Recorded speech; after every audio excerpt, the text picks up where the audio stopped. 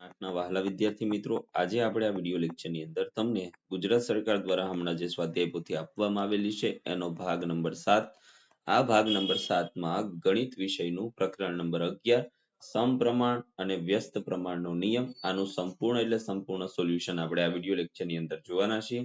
તો ચાલો મિત્રો શરૂઆત કરીએ તે પહેલા એક નાનકડી વાત કે નીચે ડિસ્ક્રિપ્શન બોક્સની અંદર એક પ્લેલિસ્ટની લિંક આપવામાં આવેલી છે.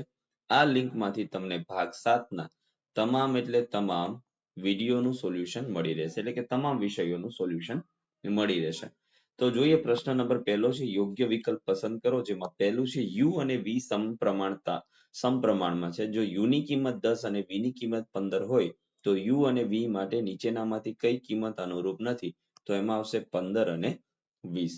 બીજું x અને y વ્યસ્ત પ્રમાણમાં છે. જો x ની કિંમત 10 અને y ની કિંમત 6 હોય તો x અને y માટે નીચેનામાંથી કઈ કિંમત અનુરૂપ નથી? તો 45 અને 1.3.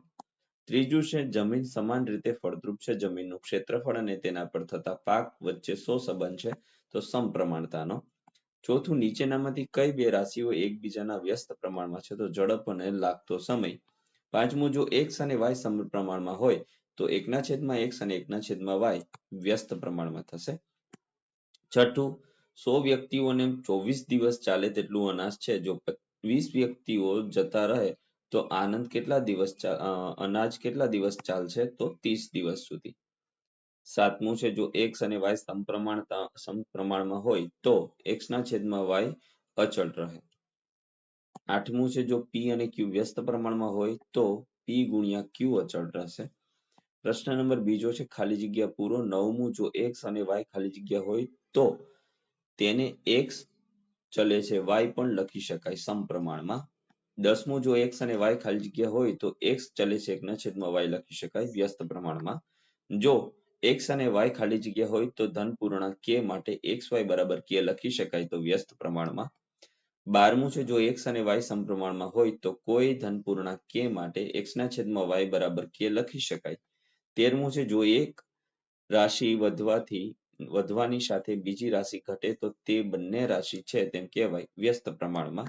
14મું, જો x અને y વ્યસ્ત પ્રમાણમાં હોય તો x1 y1 બરાબર x2 y2 માટે x1 x2 બરાબર 60 ગુણ્યા 10, x1 બરાબર 60 ગુણ્યા 10/2, તો x1 ની કિંમત મળશે 300. અને જો x અને y સમપ્રમાણમાં હોય તો x1/y1 બરાબર x2/y2 બરાબર 12/48 બરાબર 6/y2, y2 48 ગુણ્યા 6/12 માટે y2 બરાબર 6 ગુણ્યા 4 અને y2 ની કિંમત મળશે 24. 16મું છે, જો ઝડપ અચળ હોય તો કાપેલું અંતર અને લાગતો સમય સમપ્રમાણમાં હોય.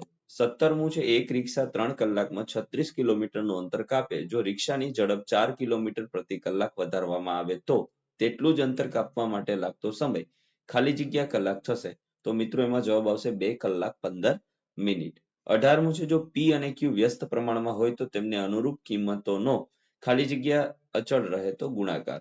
19મું, એક કાર 1 કલાકમાં 48 કિલોમીટર અંતર કાપે છે તો તે કાર દ્વારા 12 મિનિટમાં કેટલું અંતર કાપી શકાય? તો 9.6 કિલોમીટર. 20મું છે, x અને y વ્યસ્ત પ્રમાણમાં છે. x બરાબર 4 હોય ત્યારે y બરાબર 6 અને જો x બરાબર 3 હોય તો y બરાબર કેટલા થશે? 8 થશે. પ્રશ્ન નંબર 3 સૂચના મુજબ કરો. 21મો પ્રશ્ન છે, x અને y વ્યસ્ત પ્રમાણમાં છે. x બરાબર 20 હોય અને y બરાબર 600 તો x બરાબર 400 હોય તો y ની કિંમત કેટલી થશે? તો x1 y1 બરાબર x2 y2, y2 બરાબર 20 ગુણ્યા 600/400. અહીંયા આપણે છેદ ઉડાડીશું.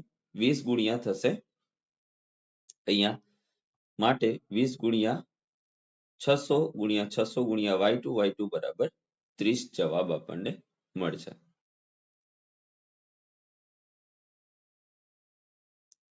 ત્યાર પછી જોઈએ મિત્રો 20મું છે, x અને y સમપ્રમાણમાં છે.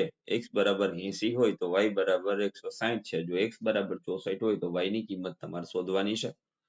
તો જુઓ અહીંયા આપણે તમામ દાખલાઓ હવે ગણેલા છે. અહીંથી આપણે ધીમે ધીમે સ્ક્રોલ કરતા જઈએ જેથી કરીને વિડિયો લેક્ચર લાંબુ ન થાય. જો વિડિયો લેક્ચર પસંદ પડ્યું હોય તો પ્લીઝ લાઈક કરો, તમારા મિત્રો સાથે શેર કરો અને આપણી ચેનલને સબસ્ક્રાઇબ કરવાનું ચૂકશો નહીં.